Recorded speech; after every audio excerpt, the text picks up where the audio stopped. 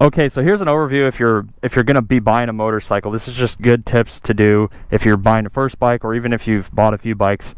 Here's what I would recommend after having done it, over 10 times.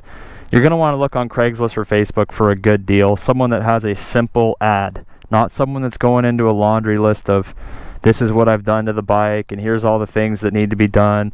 Those are just bikes that you're probably going to want to avoid.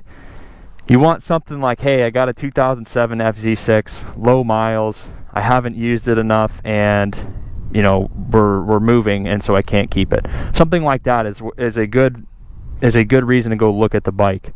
Once you're there, you can tell within probably 5 minutes if the person you're buying it from is a legitimate person.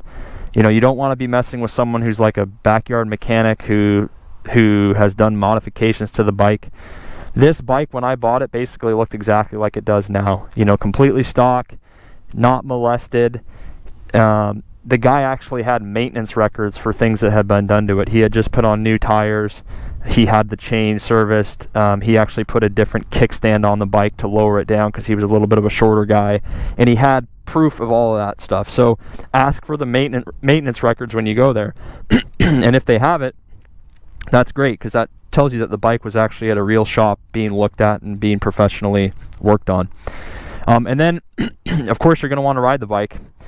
If anything seems fishy with the bike, just pass on it. There's so many other bikes out there that have not been molested with that are going to be a better purchase.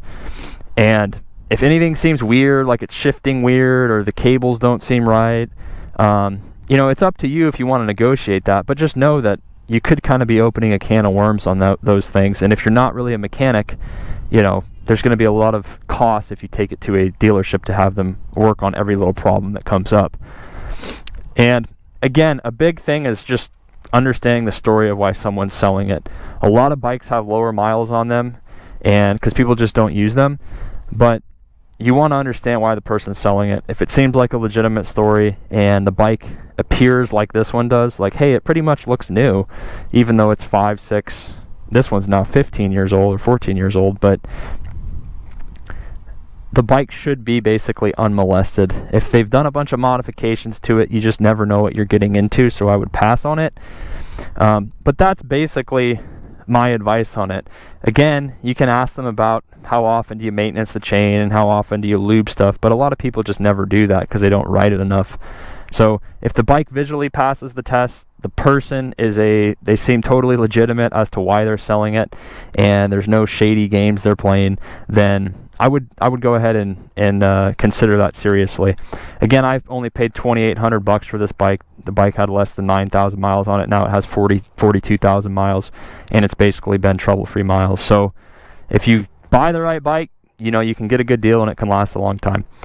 Anyways, those are my thoughts on it. If you guys have any other things you do before you consider buying it, let me know. If you're new, feel free to comment, subscribe, and as always, have a awesome day. Bye-bye.